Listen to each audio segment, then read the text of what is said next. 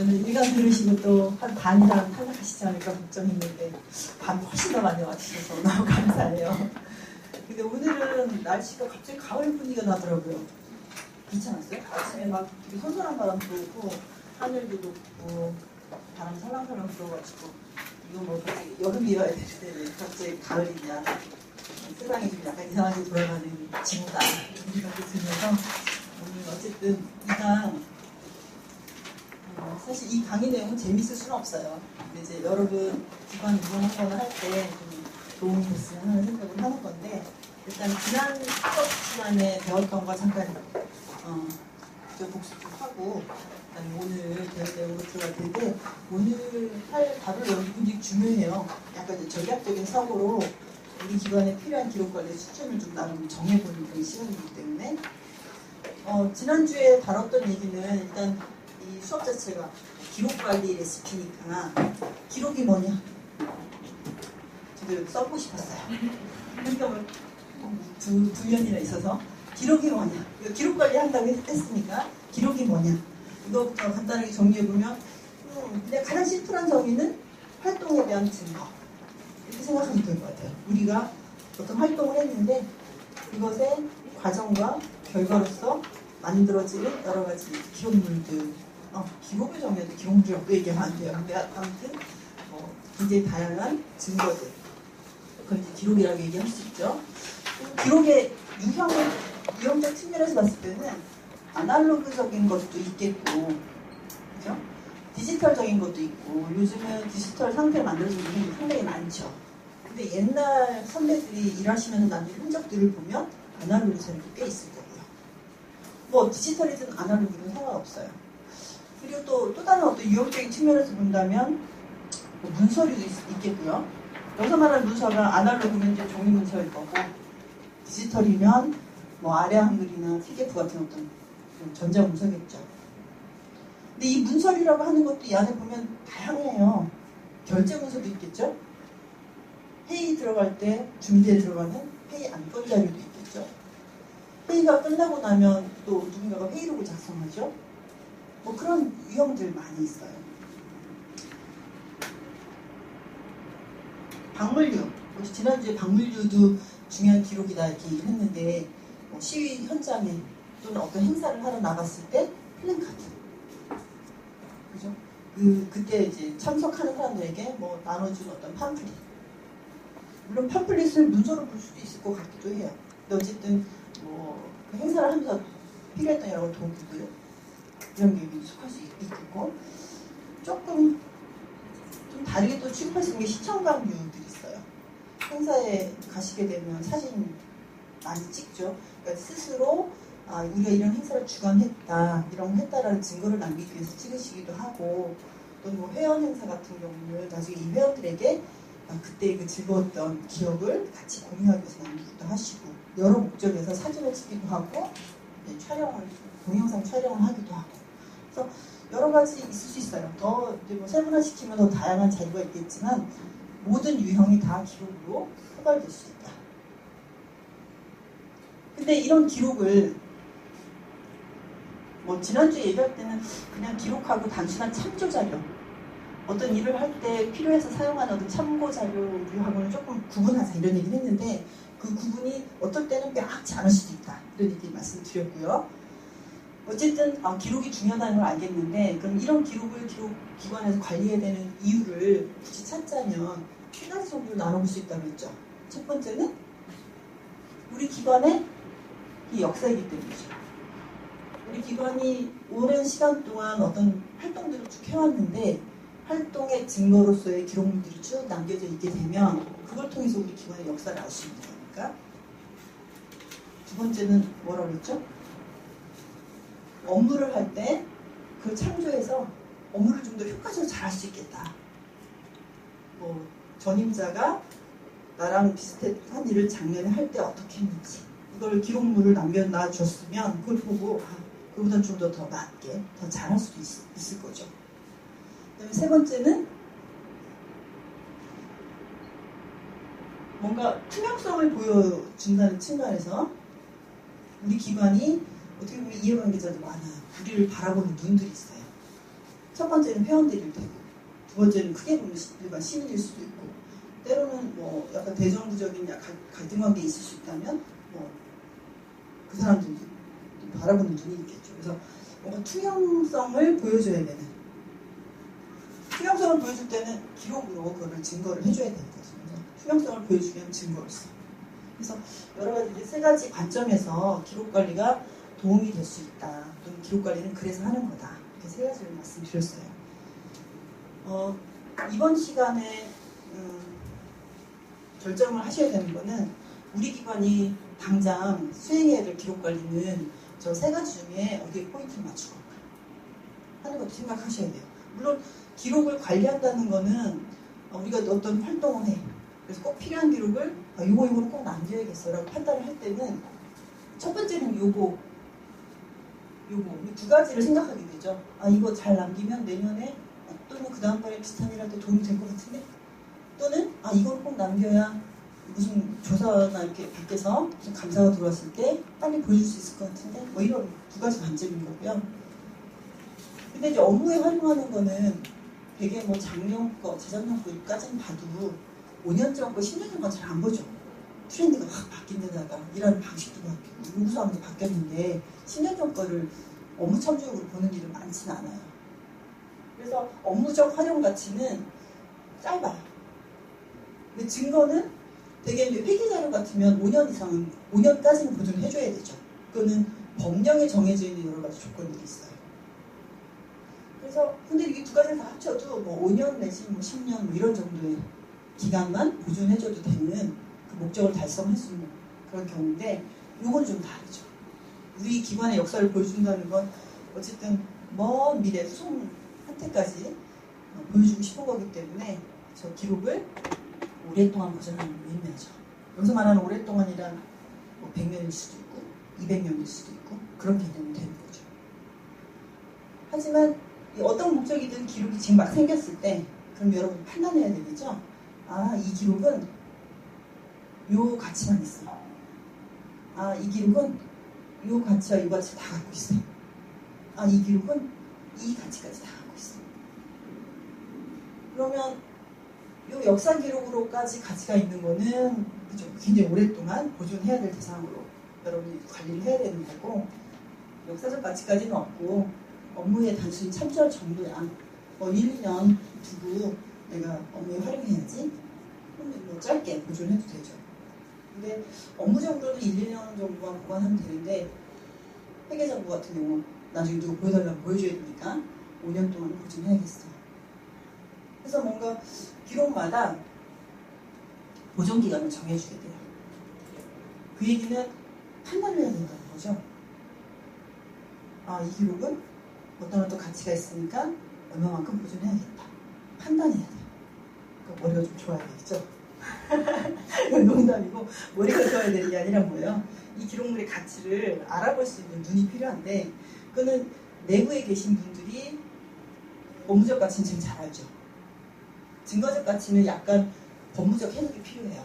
법률적 해석이나 외부의 뭐 회계장들은 5년 보존해야 돼라고 하는 건 회계에 관련된 여러 가지 규제가 그렇기 때문인 거니까. 그래서 외부에서 갖고 있는 어떤 규칙들이 있는데 우리 기관이 지켜야 될 게 뭐가 있나 하는 걸 좀 알아야 되고요. 이건 진짜 어떻게 보면 여러분 마음이죠. 영구적으로 보존할 가치가 있느냐 없느냐 하는 것은 여러분이 판단하기에 이 기록은 정말 우리 기관의 가장 핵심적인 활동을 담고 있는 기록이야. 후손들을 우리 한 세대 두 세대 더 지난 회원들도 이 내용을 좀 봤으면 좋겠어 라고 생각되는 거를 가져서 그냥 보관하시면 돼요. 그런 과정을 기록관리에서는 뭐 평가한다 이렇게 얘기를 해요. 그 평가는 어세스먼트나 이밸류에이션이 아니고 어프레이저이라고 얘기를 해요. 진품 명품 시간에 도자기 보고 이렇게 감정하듯이 그런 류의 평가 작업을 하게 됩니다. 여기가 심플하게 이제 간단히 정리를 했지만 지난주에 저희가 이제 배웠던 생각해봤던 내용이고요. 이번 주 진행할 내용을 보니까 제목이 NPO 기록관리 전략자 이렇게 되어 있거든요. 지난주에 수업하면서 제가 이 수업은 워크숍식으로 진행이 될 거다. 지난주에 사실은 뭐 무지막지하게 과제를 5개 정도 내서 밴드에서 공지는 됐었죠. 과제 해오셨어요? 과제 해오신 분? 이미 제출하셨고요. 또 다니셨어요?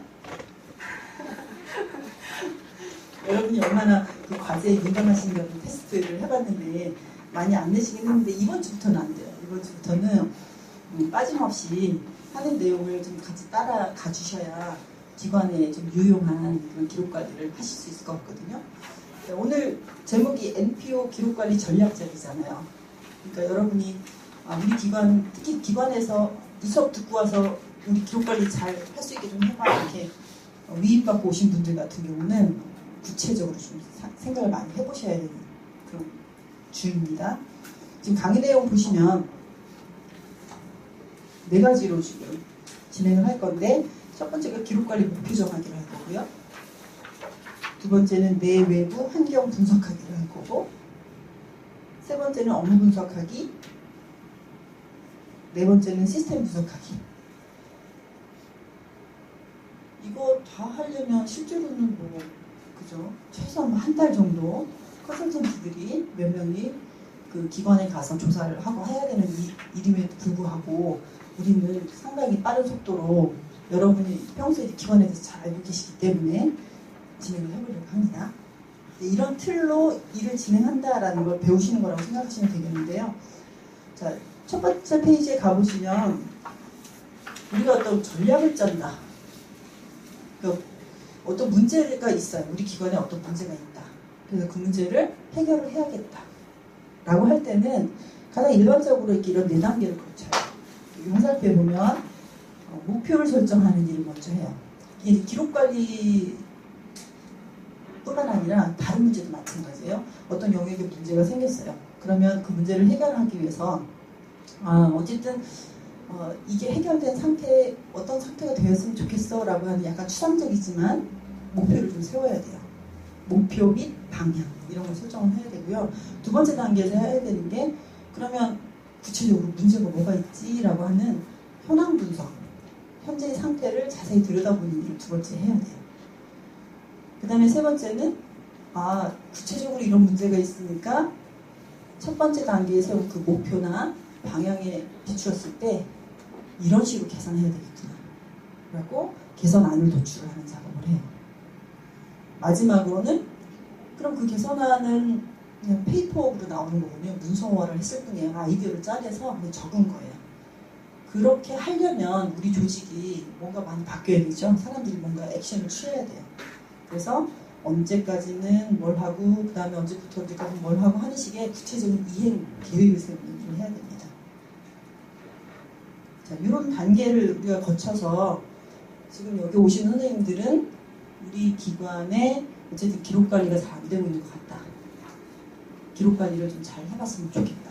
해서 오신 거를 보고 그러면 기록관리 분야의 목표를 먼저 한번 설정을 해보고 방향이랄까? 목표랄까? 약간 추상적이긴 하지만 목표를 먼저 설정해보고 그 다음에 그 목표 하에 현재 우리의 상태는 어떠한가 하는 걸 이제 하나씩 들여다보는 그런 작업을 할 거고 그 다음에 문제가 이러하고 이건 정말 문제니까 이거 이렇게 고쳐야겠어 라고 하는 개선을 만들어가는 걸 계속 반복적으로 할 거예요. 다음 주, 그 다음 주 계속 현황 분석과 개선안 도출을 여러 분야별로 계속 반복해서 할 건데 이번 주에는 어쨌든 목표 설정, 기록관리 쪽에 어디까지 한번 해볼 건지 하는 목표 설정을 해보는 걸로 하겠습니다. 자, 그러면 기록관리 목표 정하기에 제일 먼저 여러분이 해야 될 거는 현재 여러분이 속한 기관의 사명이나 비전을 한번 검토해 보는 거예요. 그냥 우리 기관이 원래 뭐 하는 기관이지? 라고 하는 거죠.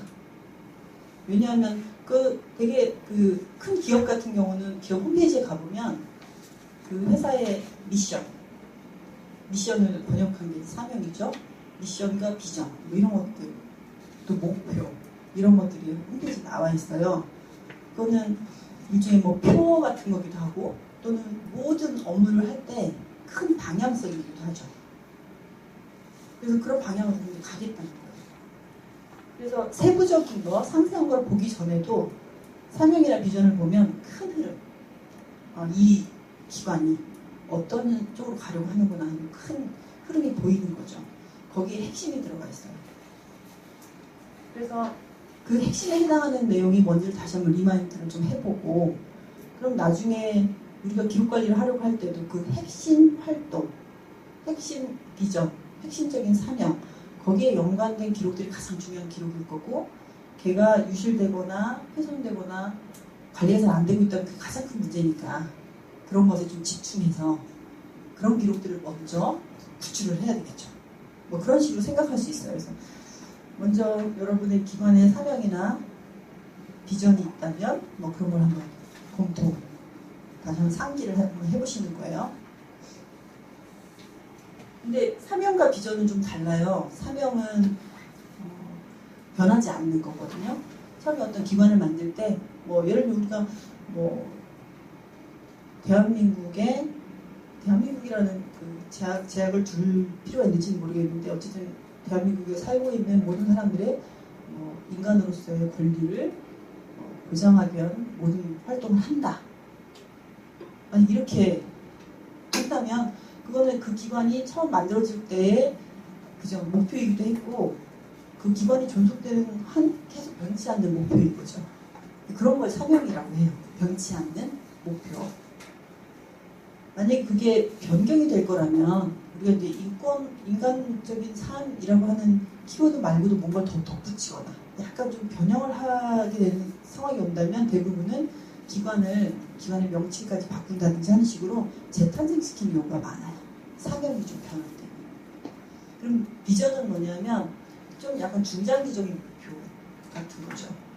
그래서 예를 들면 삼성전자다. 그럼 삼성전자 같은 경우는 10년 단위로 비전을 계속 바꿔가요. 사명은 변치 않아요. 사명은 변치 않는데 그래서 왜냐하면 외부적인 환경, 경쟁 환경이 계속 변화하죠. 고객들의 입맛도 계속 변하죠. 여러 가지 그런 상황을 반영해서 10년 단위로 세계 글로벌 시장에서 뭐가 되겠다라든지 이런 식으로 일종의 표어처럼 비전을 새로 만들게 되죠. 그런 구체적인 어떤 목표 그리고 환경의 변화에 조응하는 어떤 목표를 가져야 그 조직 안에 있는 여러 구성원들이 그죠? 동일한 목표를 바라보면서 열심히 일을 할 수가 있게 되죠. 그래서 비전은 5년 단위 혹은 10년 단위로 계속 변화되는 목표를 설정한 거 이렇게 보면 될 것 같습니다. 근데 NGO 같은 경우에 당연히 사명은 대부분 정관의 6조 이런 데에 적혀 있을 거예요. 이 기관의 목적이라든지 설립 목적 뭐 이런 식으로 다 적혀 있어요. 그걸 사명문이라고 보면 되고요. 그거는 정관이니까 이제 거의 정관을 변경하더라도 그걸 건드리는 일은 거의 없다고 보고, 근데 비전문 같은 걸 만드시는지 모르겠어요. 예를 들면 향후 10년간 또는 5년간은 우리는 우리 활동에 사명문에 의해서 활동의 그 범위를 굉장히 넓은데 이번엔 초점은 여기야. 다음 또 이제 뭔가 일을 해결을 하고 난 다음에 5년 동안은 여기에 좀 집중하자. 뭐 이런 식으로 뭔가 비전을 새롭게 설정하고 활동을 하시는지 또 여쭤봐도 될까요? 혹시 이런 새롭게 좀 중장기적으로 5년 정도 예를 들면 5년 정도 동안 앞으로 우리 이런 활동에 좀 더 집중하자. 그렇게 해서 이제 그렇게 하기 위해서 조직도 좀 바꿔보고 사람도 좀 더 영입을 하기도 하고 뭔가 활동하는 방식도 좀 바꿔보기도 하고 이런 식으로 약간 큰 변화들을 꾀하는 그런 작업들을 하시는 기간.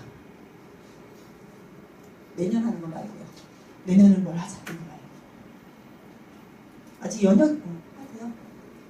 오히려 이름을 붙여서 하세요. 예를 들면 이런 거를 컨설팅 회사 같은 경우는 비저닝 한다고 얘기를 해요. 근데 그 기관에서는 뭘 한다라고 이렇게 이름 붙여서 네. 하세요? 뭐라고 하세요? 비전 워크샵. 비전 워크샵. 그럼 언제 하셨어요 이거를? 최근에 하신 게? 한지가 처음 시도했었어가지고. 네. 작년 4월에 작년 3월에 하시면서 그때 이제 비전 스테이트먼트라고 하는 비전 같은 것도 만들었어요. 네. 그거는 언제까지의 비전이에요? 그 시기를 정하냐 마냐 막 그런 것도 얘기했었는데 정하진 않고. 마음에 들어요? 그 비전을 워크숍 한다고 하면서 선생님들 많이 회의 하느라고 시간 많이 보내셨을 것 같은데.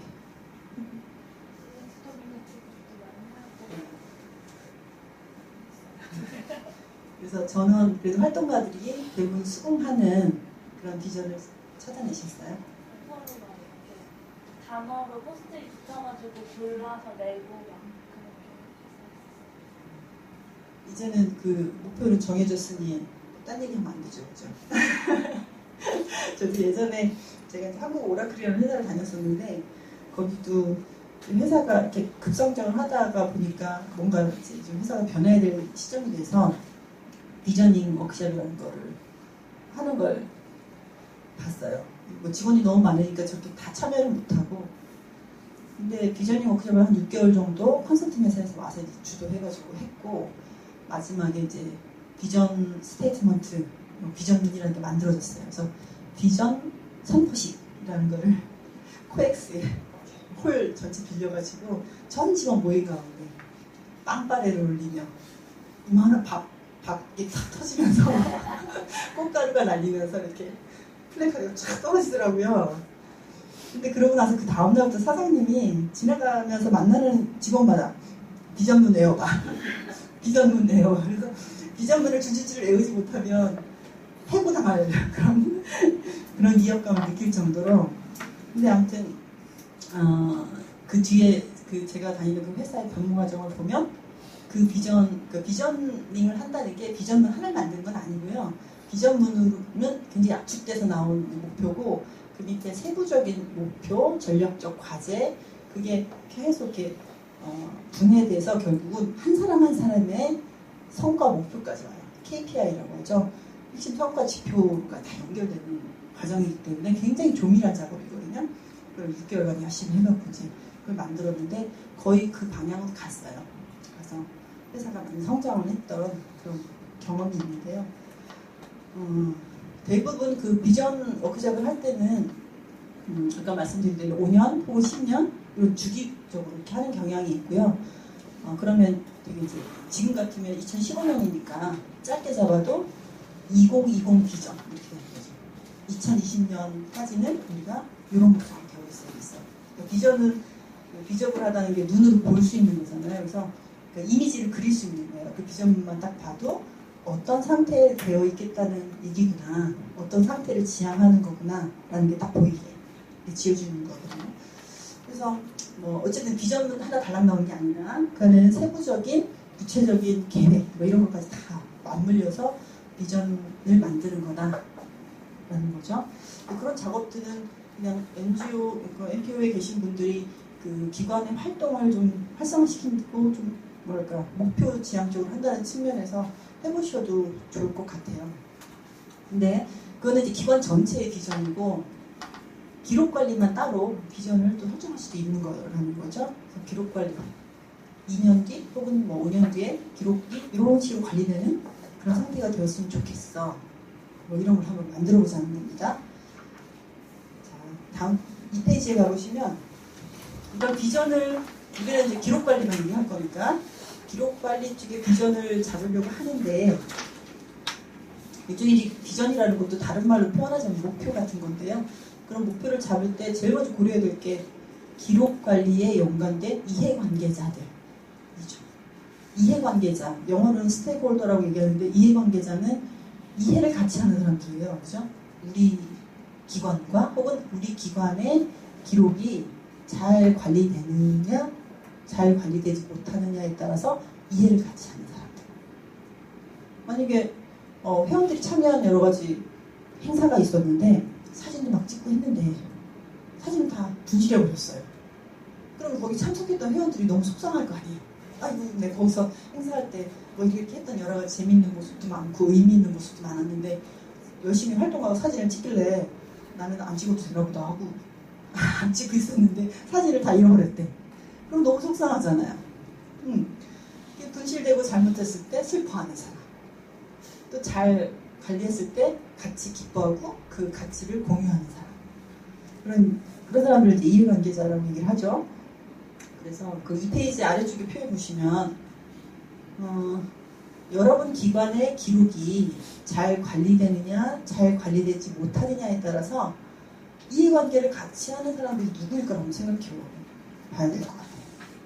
일단 조직 내부에도 이해관계자가 있겠고 조직 외부에도 이해관계자가 있겠죠. 그걸 좀 더 세분화해서 이제 보고 싶은 건데, 예를 들면 우리 기관의 대표, 또 임원급에서 활동하시는 분들, 중간 관리자분들, 활동가분들, 자원봉사하시는 분들, 회원분들, 우리가 상상하시는 건 다 적어봤거든요.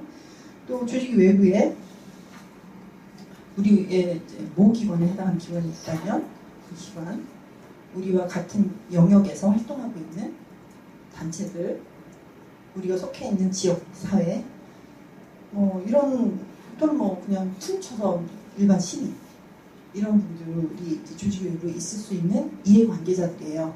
그래서 여러분 기관의 특성마다는, 그죠? 이 중에 어떤 이해관계자들이 정말 이해관계자가 될 수 있는지 조금씩 다를 수 있어요. 어떤 기관은 너무 작아서 임원 이런 거 따로 없다. 우리는 임원 두지 않는다. 이러면 임원 없는 거죠. 그리고 또 대표도 따로 없다. 우리는 활동가 전부가 공동대표다. 이런 경우도 있거든요. 그러면 공동대표 겸 활동가예요. 그래서 이해관계자 한번 체크해보세요. 이 중에 우리 기관이 기록을 잘 관리하느냐 못하느냐에 따라 같이 슬퍼하고 기뻐할 사람들이 조직 내부에 어떤 관계자 그룹이 있다. 조직 외부에는 어떤 그룹이 있다. 한번 체크 표시를 해보시고, 근데 이 이해관계자들이 역사 기록을 남기었으면 좋겠어. 너네 기관이 1년, 2년 계속 매년 활동을 축적해 갈 때마다 거기에 관련된 중요 기록들을 잘 남겨서 10년 뒤, 30년 뒤, 50년 뒤, 100년 뒤까지 그 활동이 좀 아름답게 잘 정리되었으면 좋겠어. 이런 걸 바라시는 건지, 업무 중에 기록을 잘 참조해서 좀 업무를 생산성 있게 효율적으로 잘했으면 좋겠어. 이런 관점인지, 또는 호시탐탐 이 기관을 막 감시하려 하고 그게 문제가 없나 들춰내려고 하는 어떤 세력이 있는데, 그런 시도에 잘 견딜 수 있게 여러 가지 증거 정보를 잘 구비하고 있다가 척척 제시할 수 있었으면 좋겠어. 그래서 이 사람 구설에 휘말리지 않았으면 좋겠어. 이런 건지. 그래서 지난주에 기록관리의 목적이랄까? 3가지 정리한 게 있었잖아요. 그 3가지 중에 어떤 쪽에 좀 관심을 많이 가질, 어떤 쪽에 이해관계를 많이 가질 사람인지 연결을 해보시는 거예요. 선을 한번 그어보세요. 당연히 기관의 대표는 다에 관심 있을 것 같아요. 3개 다. 3개 다 선을 그을 수도 있을 것 같아요.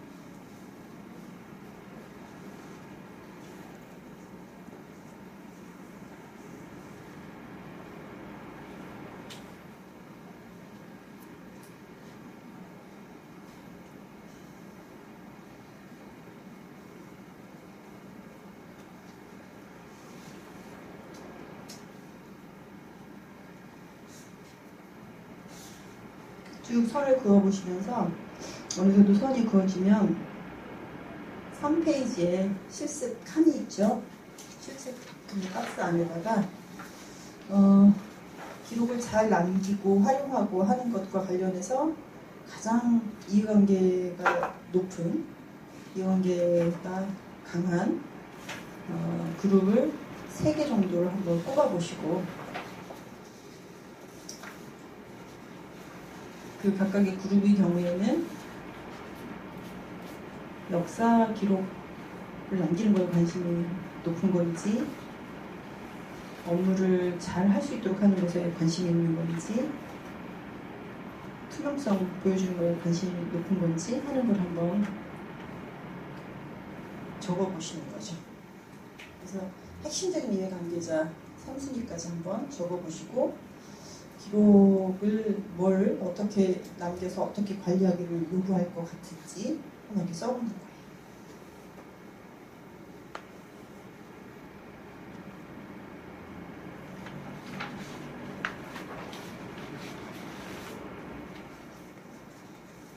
한 5분 정도 시간 드리겠습니다.